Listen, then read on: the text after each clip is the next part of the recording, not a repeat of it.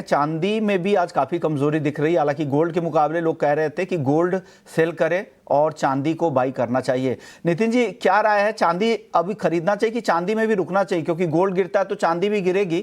क्या चांदी में किस तरह की गिरावट यहां से आप देख रहे हैं?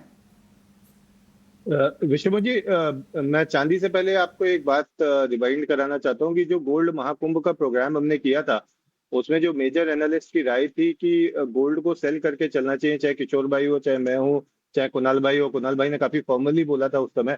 तो अगर उस दिन प्रोग्राम किसी ने बेचा था तो 1 किलो के पीछे उसके लगभग 4 से 5 लाख रुपए जो है वो प्रॉफिट बन चुका है। तो इसके लिए मैं 89 को बहुत धन्यवाद देना चाहूंगा, और सभी दर्शकों की तरफ से भी मैं आप लोगों का धन्यवाद देना चाहूंगा कि आप लोगों ने इतना अच्छा एक प्रोग्राम किया। अब अगर चांदी की बात करें तो चांदी में अगर हम गोल्ड सिल्वर का रेशियो देखें तो ये 100 से 98.2 पे आ चुका है। यानी सिल्वर जो है वो गोल्ड के मुकाबले 1.8% जो है वो कम गिरी है। मेरे लिए अभी सिल्वर अवॉइड है, मैं सिल्वर की ट्रेड नहीं कर रहा हूँ। उसका कारण क्या है कि फंडामेंटली अगर हम बात करें तो यूएस चाइना में जो ट्रेड वॉर है ये इंडस्ट्रियल मेटल्स के लिए पॉजिटिव है थोड़ा। तो अगर इंडस्ट्रियल मेटल के लिए पॉजिटिव होता है तो सिल्वर जो है वो चूंकि गोल्ड को फॉलो करती है, तो कहीं से भी सिल्वर में हम एक शार्प बाउंस आते हुए देख सकते हैं 3 से 4% का। तो बाउंस जहां पे आएगा 3 से 4% का, वहां पे हम सिल्वर को एक बार शॉर्ट करने की कोशिश कर सकते हैं। बट हाल फिलहाल हमने सिल्वर को बिल्कुल अवॉइड कैटेगरी में रखा हुआ है। विश्वमन जी, की कैटेगरी में आपने रखा है। कुणाल जी, आप चांदी पर क्या कहेंगे? आपकी राय अब क्या है सर चांदी को लेकर? है। सो जैसे एक टाइम था जहां पे गोल्ड बढ़ा और सिल्वर ने अंडर परफॉर्म किया, तो ऐसा टाइम भी आ सकता है कि गोल्ड नीचे आ रहा है और सिल्वर नीचे ना आए और बढ़ भी सकता है, क्योंकि सिल्वर के फंडामेंटल डेफिनेटली पॉजिटिव ही है, उसमें कोई दो राय नहीं है। पर गोल्ड और सिल्वर सिल्वर प्रेशियस मेटल का भी रोल अदा करता है, इंडस्ट्रियल मेटल का भी रोल अदा करता है। तो कहीं ना कहीं जब गोल्ड गिरता है तो थोड़ा बहुत सेंटिमेंट खराब हो जाता है, उसके कारण सिल्वर भी नीचे आ जाता है। सिल्वर में कोई मंदी नहीं है, ये 94,000 अच्छे लेवल है। नीचे जाता है 90,000। मैं जो व्यू दे रहा हूँ वो ब्रॉडर व्यू दे रहा हूँ, इंट्राडे ट्रेडर्स के लिए नहीं दे रहा हूँ। 94,000 का 90,000 आता है तो भी खड़ा रखना चाहिए, सिल्वर में तेजी हो जाएगी। कि जिस तरह से ट्रेड वॉर की चिंताएं कम हो रही हैं, इंडस्ट्रियल ग्रोथ बढ़ेगी, इंडस्ट्रियल डिमांड बढ़ेगी, क्योंकि 50% चांदी का इस्तेमाल इंडस्ट्री में भी होता है, तो चांदी को उसका फ़ायदा मिलेगा। आपके लिए डाउनसाइड के रिस्क कम है, यहाँ पे आप रिटर्न की संभावनाएं ज़्यादा है, तो गिरावट पे आप मौका देखें और धीरे धीरे यहाँ पे खरीदारी कर सकते हैं।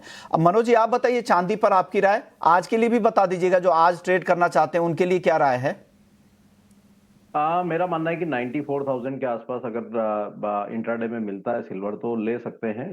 यहाँ पे सोने के मुकाबले चांदी में गिरावट कम देखने को मिलेगी, और इनफैक्ट यहाँ पे मेटल्स में जो बढ़त आई है तो उसका सपोर्ट चांदी को मिलना चाहिए।